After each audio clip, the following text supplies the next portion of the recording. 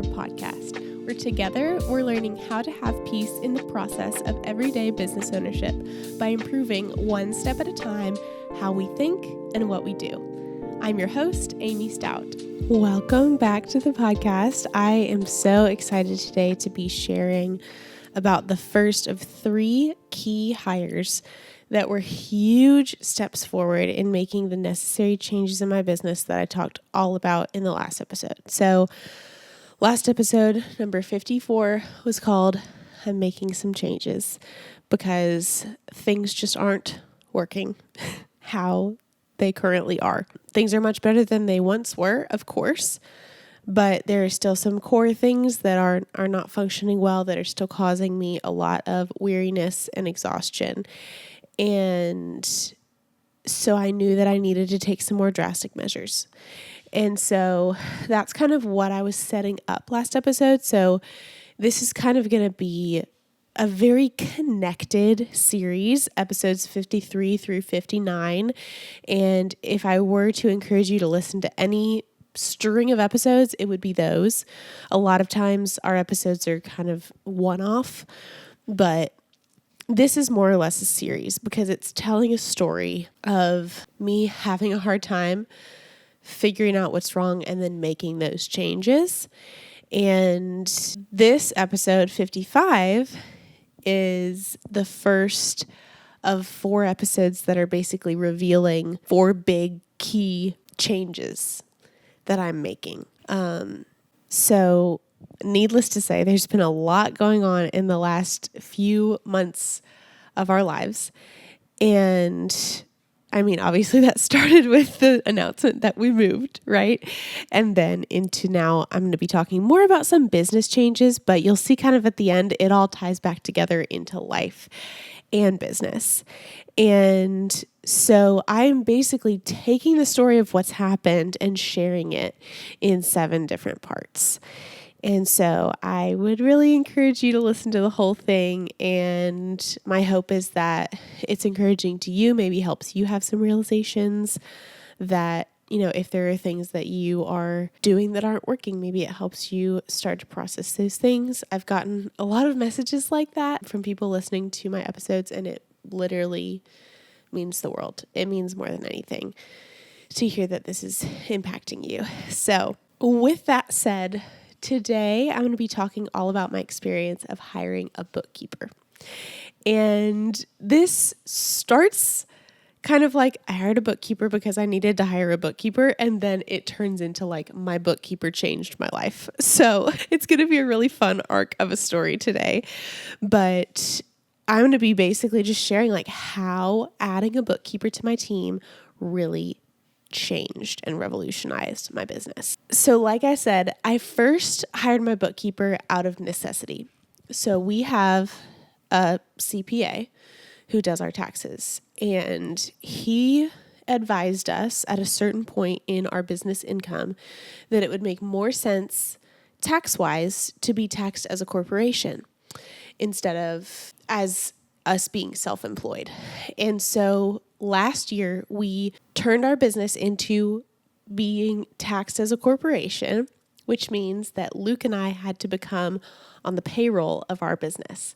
So with all of that, there is just a lot of extra documentation and bookkeeping required just by the nature of that choice that we made.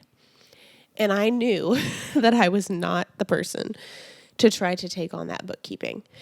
And so it was kind of a no-brainer. I was like, well, I'm definitely hiring that out because I don't know how to do that. There are very few things because I'm very prideful and I think I can do everything. And that's one of the biggest lessons the Lord is teaching me this year. But that's one of the things that I was like, nope, not for me. I'm not a finance girly. I want to be aware. I want to know what's going on. I want to be wise. I want to make smart moves, but I don't want to be in the weeds of it. So we found a bookkeeper like right away and worked together with her for a few months. She got our payroll set up and did a lot of like backtracking and cleaning up of our books for the first half of the year, but ended up not being the best fit as a long-term team member. And so I ended up switching bookkeepers in December of last year. And that is when I met my friend Hannah. I actually had been seeing her stuff because we had both connected with our mutual friend Megan, who came on the podcast. Her episode is episode 42. So Hannah and I had both separately met Megan and knew of each other. I had been watching Hannah's Instagram reels and stuff, and I was like, this girl just seems like she knows what she's talking about. She's a bookkeeper. So I was like, she knows what she's talking about, and she is a Christian. She has the same worldview as me. I know that she's going to advise me along the way that I want to be thinking, and she seemed knowledgeable, and she seemed to have like a peaceful mindset. Like a lot of her marketing was like how to have peace with your finances. And I was like, well, if that isn't exactly what I'm searching for. So Hannah and I got on a phone call and pretty much immediately hit it off. And I was like, yes, I want to work with you. And so we started working together in December of last year, like I said. And when we first started, she was just doing our monthly reporting as well as we were meeting quarterly. And what I really like about Hannah is that she actually cares about the whole me and not just my business. She immediately made it evident that she had resources to help me budget both my business and personally. She had already created like sheets in Google Sheets that had all these calculations built in that would help me project things for my business. And she just already had so many things in place that I was like, oh, this is going to be so helpful. And I immediately felt comfortable to even ask her personal finance questions, which for me, who has never taken a finance class in my life, but wants to be wise with my finances, that was extremely helpful. And so that is really what is the core of what I appreciate about Hannah, is that she is willing to share her expertise, and she's not just going to be like, oh, we're not talking about your business anymore, I can't tell you. Like, she wants to see me succeed. And because we share the same faith and because we are part of a female Christian entrepreneur community online, which is run by our mutual friend Megan, called Sanctified Society, I knew that like Hannah and I, she is my bookkeeper, yes, but like she is my friend. And we have been able to develop a friendship, and that's been really special. And I know that that's not for everybody. I know that like people don't want to mix work and friendship. For me, it's almost essential. Like, I want to know the people that are on my team. I have a different level of boundaries with like a client. I still want to know how they're doing personally though, you know? And for my team, like I want to know how they are. I want to help care for them. I don't want to just be a job for them. I want to be a support and a friend. And so Hannah just fits so perfectly into that because I already had that with her from the start. And another great thing about Hannah is she's like, you can ask me any finance question. Like, it's not going to stress me out. Or like, you can ask me to do things. It's not going to stress me out. And when she said that, it like spoke to my heart because I never want to make anyone else feel stressed, right? And so the fact that she was like, this doesn't bother me, it doesn't stress me out, just ask me whatever you need to do. And it's so, so nice. And so that's really the piece of this that I want to emphasize today is there is a clear distinction that Hannah is gifted and good at this, and I am not. And the fact that I found her and that we click and get along, like that is what's actually going to contribute towards solving the problems that I have. Because like I've already said, I am not good at everything. And I like gave myself and you a little pep talk in the last episode. And I was like, we can't be good at everything. There's a reason that God gifted us all differently, right? And so what I am practically doing with that concept is I am identifying what I am not good at, and I'm finding someone who is. not only someone who is, but also someone who aligns with me as a person, my values, my business, right? So that's what I'm doing here. And that is what is going to actually make the difference. And like I was saying too in the last episode, like another issue I realized is I was not living in my zone of genius. Like, yes, sure, I was doing some things that were in my zone of genius because that's just my natural output. But I was also spending way too much time doing things that weren't in my zone of genius. And so this is an active effort to get that stuff that isn't in my zone of genius off of me and onto somebody who's going to handle it way better than I ever could. Another thing that honestly might be bigger than even just having the workload off of me is the mental load. Because like I was saying, when Hannah told me that business or finance questions don't bother her or don't stress her out, that immediately lightens my mental load because I know that I can take those things that weigh heavily on me to her and she can help me carry them and help me solve them. And she's going to come at it from a more healthy place than I would because she's already just like chill about finances. And the reason that the mental load is like so key is because I think that as a founder of a business, the mental load is probably the hardest part of our role because we started it and we built it and we created it and everything lives in our head. And if we want a business to scale, we have to get it out of our head. We have to get the tasks off our plate, but we also have to get the thoughts and the load out of our head. And so this is a huge step toward that for me. If I can find someone to help me carry the mental load, I have truly started to solve my issue, right? And I know that by doing that, I'm going to see long-term results. So I said that Hannah and I started with a quarterly call. A couple months ago, she offered me a monthly call for just a slightly higher rate on a monthly basis. And prideful me was like, oh no, I'm fine. I'll just let you know if I need an extra call every now and then. And it took a grand total of like a week for me to be like, Hannah, I actually do want that monthly call. Because again, like God was like, Amy, stop trying to do this by yourself. Like you have the support at your fingertips. Take it. And I'm stubborn and I'm going to have to learn this lesson over and over and over. But I did. I asked her for monthly meetings, and let me tell you, we've only done it like 2 or 3 times, but it is so nice because I know that Luke and I can sit down and have our monthly family meeting where we talk about our finances, among other things.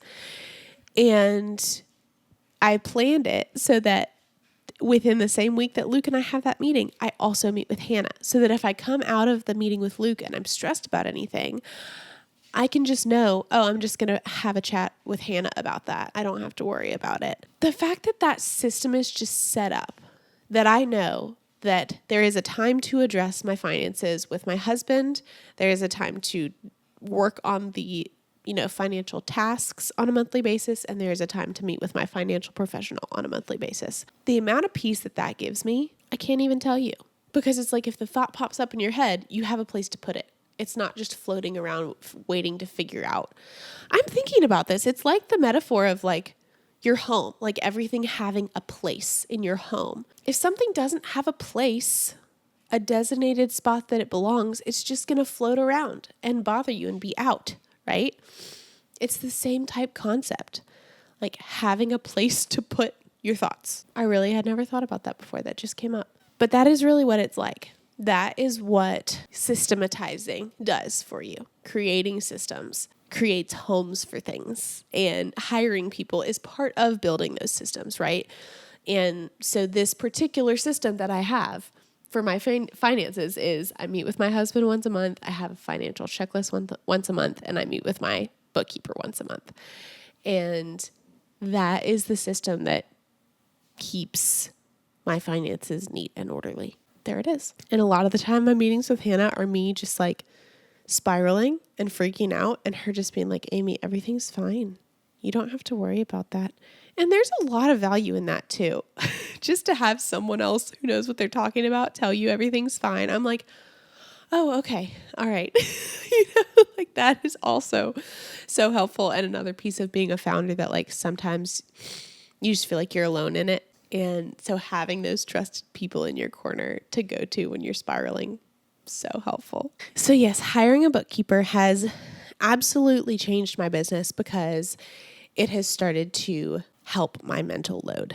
And the lighter my mental load gets, the more that I can have space to truly actually lead and guide my business. Because if I am stuck doing the day-to-day stuff or worrying about things that I don't need to worry about because if they have a system, they'll be fine. So if I can create a system to get rid of my worries, and if I can get out of the day-to-day tasks, I will be a better business owner. I will be a better leader. And so that is what I'm working toward. And that is what this is accomplishing for me in one small area, right? I have to do this in lots of different ways. I have to create lots of different systems to truly actually get to the place that I want to be at.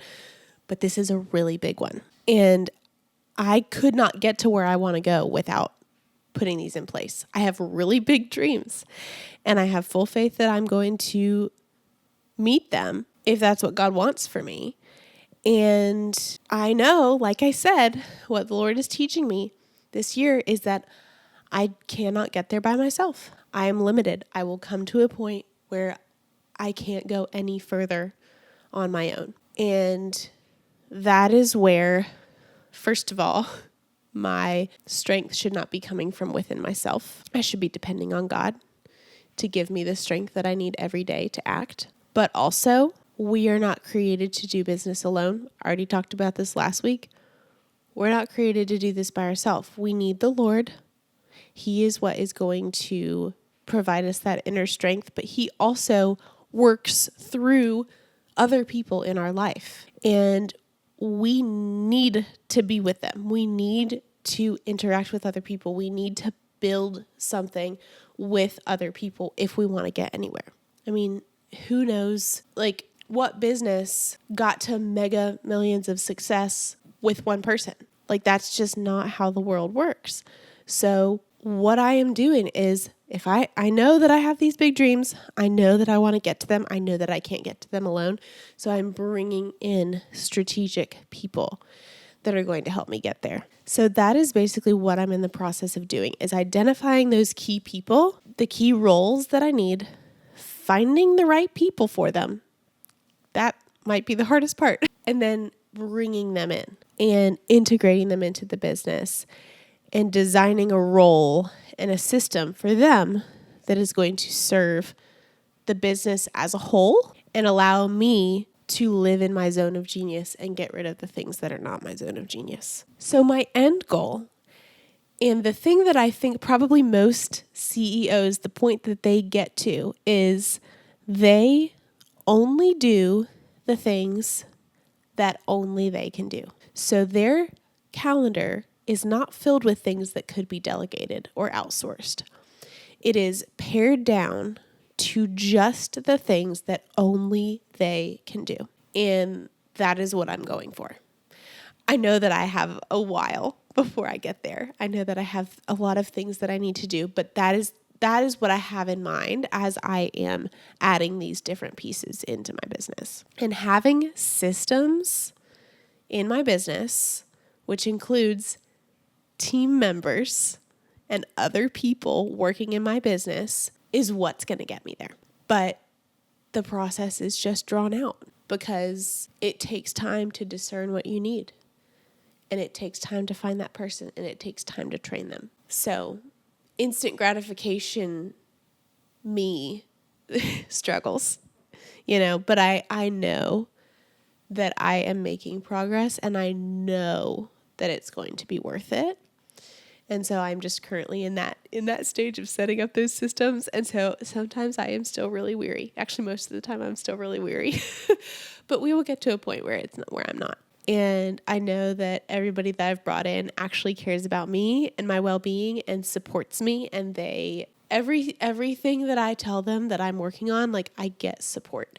Even if it means change for them, they care more about my well-being and also, the well-being of the business and seeing it thrive than they mind adjusting to a little bit of change. So I guess that's a little bit of a foreshadowing, because I am going to be telling you about 2 more strategic hires that I've made in the last couple of months over the next 2 episodes. So yes, I've always had contractors in my business doing client work. And yes, I brought my husband on to do client work as well. But these 3 hires, including the bookkeeper, are people that I'm bringing in outside of helping me with client work. These are people that I'm bringing in to actually work on the business itself. And so they're very different. So I'm really excited to share with you about those 2. If you want to dig more into Hannah or our mutual friend Megan, we actually have episodes with both of them. So you can hear Hannah's episode on episode 50, which was only a couple of weeks ago. And we talked all about having peace in your finances. And I've gotten a lot of messages about people being like, this is one of my favorites of yours. Like, I really liked this episode. And you'll also just be able to see why I love her so much. And then our mutual friend, Megan, who runs a Christian female entrepreneur community online, her episode is episode 42. And it's talking about doing business with God and how to bring God into your business. And so if you want to get to know a little bit more about either of them, I encourage you to continue to listen to those episodes. And I will look forward to being back here with you next week to share about my next new hire. Talk to you then. Thank you so much for joining us for today's episode. Don't forget to connect with us on YouTube, Instagram, and Facebook. And we would love it if you would leave a review wherever you're listening. We'll see you next week for more tips for how to become a peaceful entrepreneur.